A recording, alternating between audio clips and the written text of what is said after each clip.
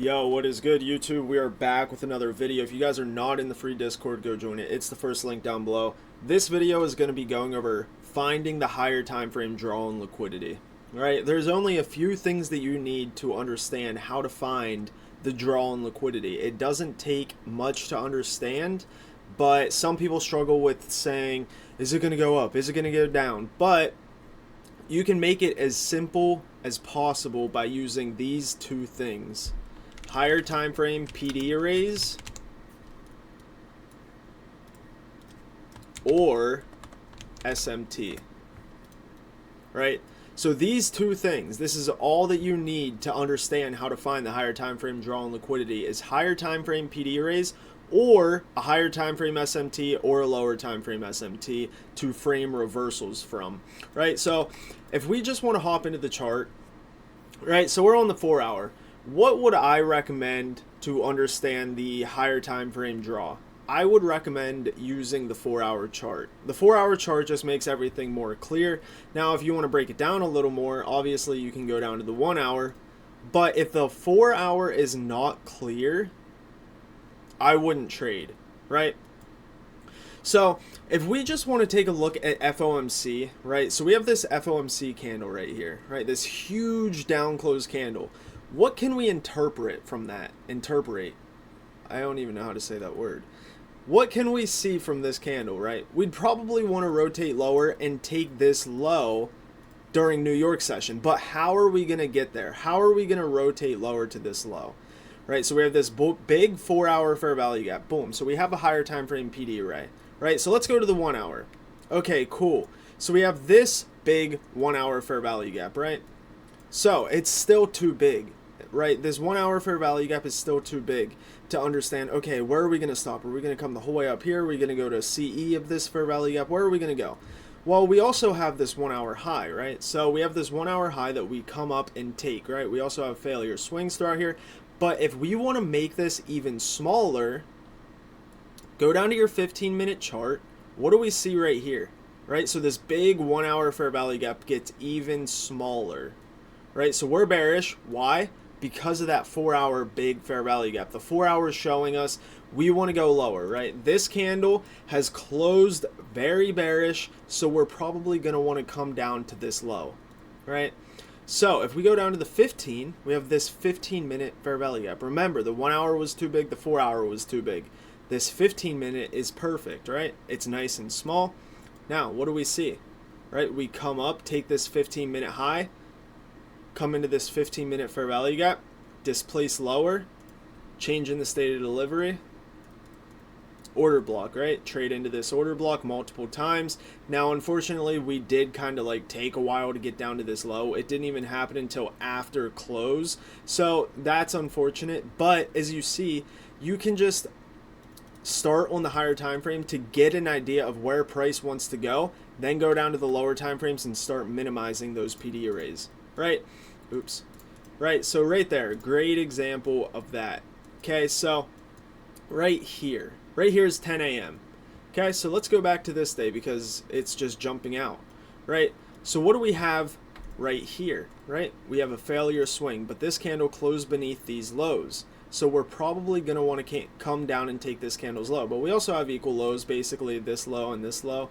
So this sell side is probably going to be the draw. Right? What do we see? A 4 hour fair value gap, right? Now, this is 10 a.m. What does this candle do? Right? It closes above these highs. So, if we're using the candle range, we should take this candle high, and then we should rotate lower, right? So, if we go down to the 1 hour, right? Obviously, it's actually still the same fair value gap, but once again, it's still small enough. Right? Now, what happens here, right? If you go down to the 15-minute, it comes smaller again, right? Right here.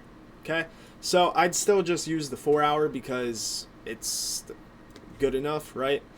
But what do we see? We come up, take that hourly high right here, displacement lower, change in the state of delivery, probably a lower time frame setup, right? So how did we frame that? Once again, this candle is our range. We have a fair value gap. We close beneath all these lows on this candle here. We have equal lows, so we should come down here and rotate lower. Fair value gap, take the 4-hour candles high, displace lower, take this low. Boom. Right? Right here, 6 a.m. Select. Okay? Right?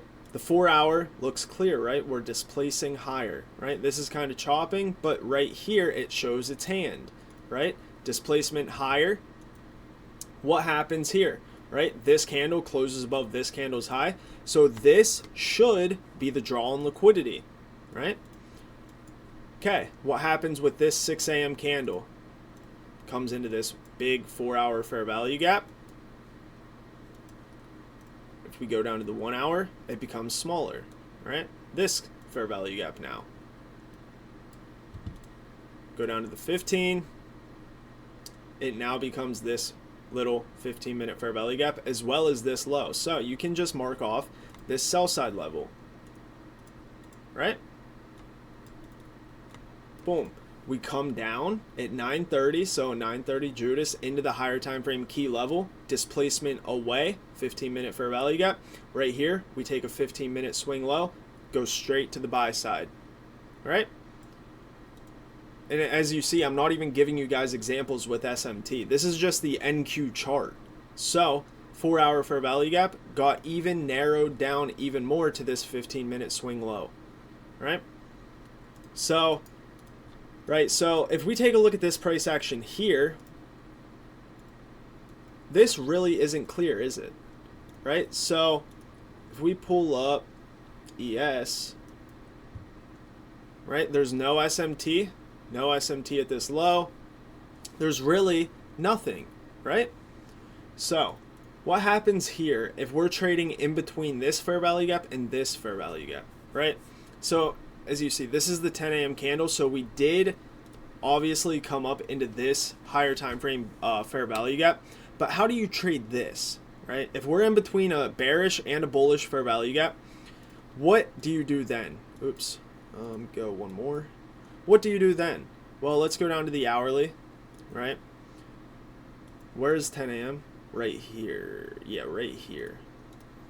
Do we have an SMT? No, there's no SMT, so there's nothing even showing its hand here.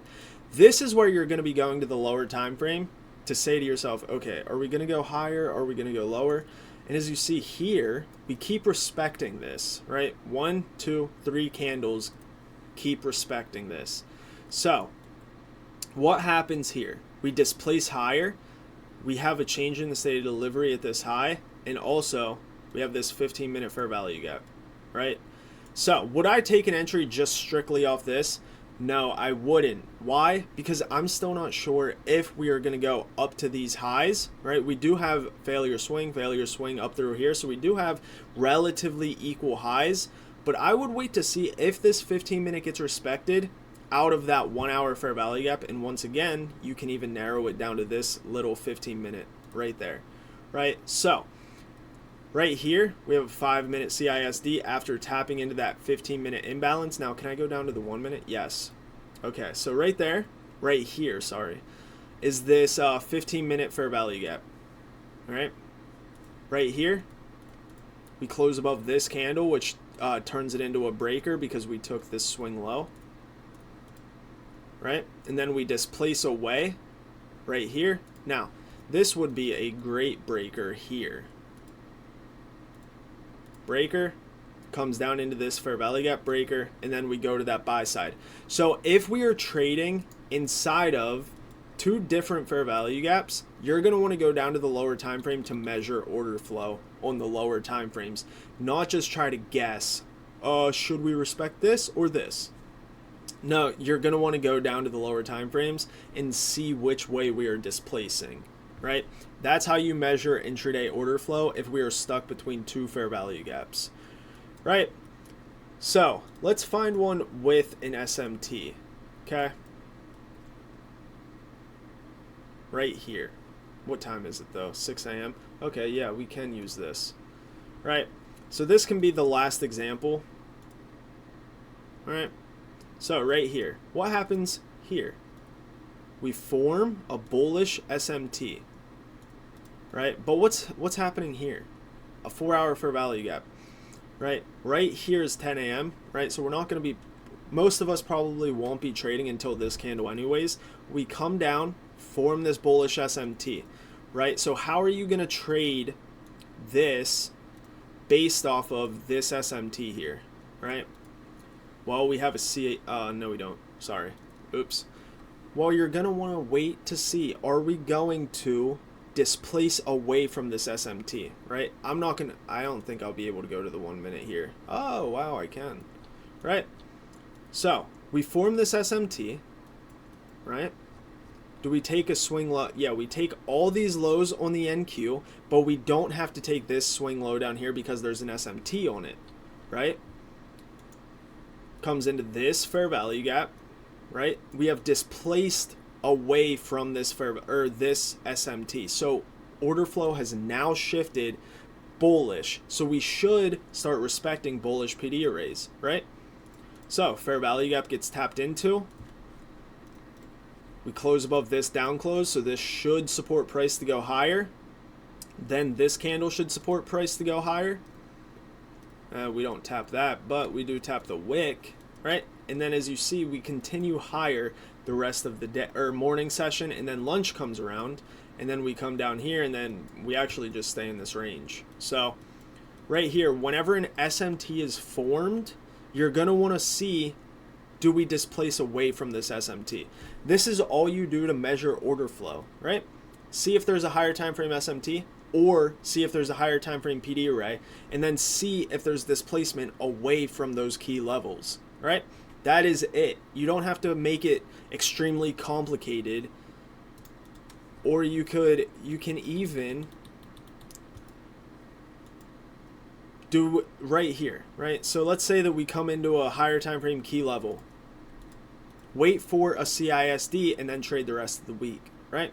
Obviously we don't expand higher, but I'm just saying wait for a CISD if that's what you want, right? So that's going to be it from me. I hope you guys enjoyed the video.